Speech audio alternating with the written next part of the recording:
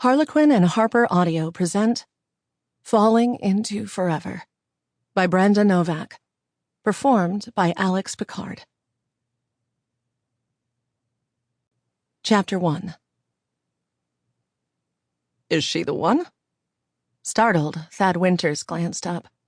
Kevin, his best friend and partner in Winters Brody advertising, stood in front of his desk, staring at the photograph of Macy McKinney that Thad had pulled out of a manila envelope.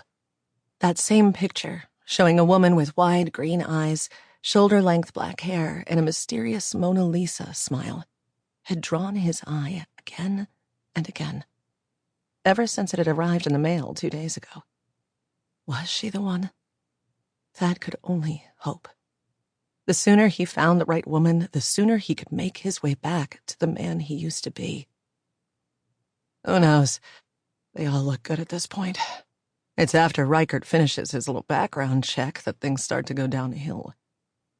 Tall and pencil-thin, with a shock of dark hair that never seemed to lie down and back, Kevin shoved his hands in his pockets.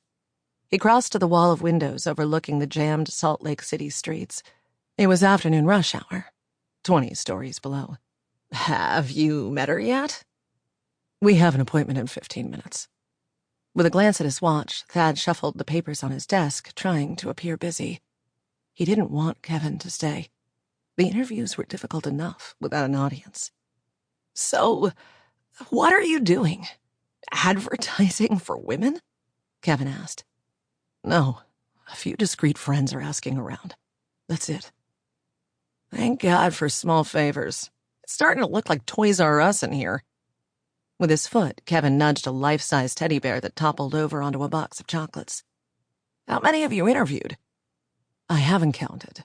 A dozen, maybe. Why? Kevin straightened, his usually good-natured expression strained. Because I think you're making a mistake. The mistake was made 18 months ago by a drunk driver, but Thad wasn't about to go into all that. Valerie's death was still too painful to talk about. Ironic, considering she was all he ever thought about. The memories swirled around and around in his head until sometimes he could almost touch her, taste her, smell the perfume he'd given her their last Valentine's Day.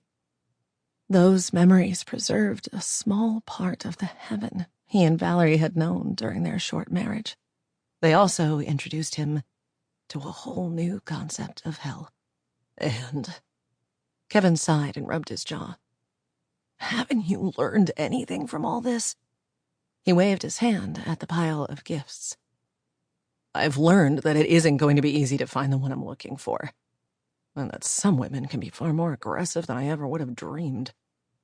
You dangle $100,000 in front of anyone, and you're going to see their worst side. Why not give it some more time? Valerie's only been gone 18 months. You'll fall in love again eventually.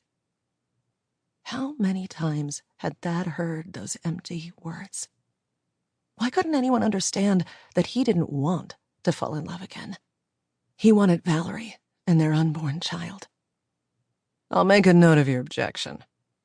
Thad tried to keep his voice flippant to cloak the anger that sometimes swelled inexplicably with the pain. Anything else? Kevin stared at him a moment longer. No, I'm leaving. But I wish you'd listen to me. This thing is destined to lead you into trouble. Mr. Winters? A sultry voice pulled their attention to the open door where the woman from the picture stood, both hands fidgeting with an oversized leather handbag. I'm sorry, she said. I know I'm a few minutes early, but something has come up and I can't stay long. I hope you don't mind. I tried to call first, but only got a recording. Thad stood and tried on a welcoming smile. No problem. My secretary's gone for the day. You must be Miss McKinney. Yes. He half expected her to tell him to call her Macy, but she didn't.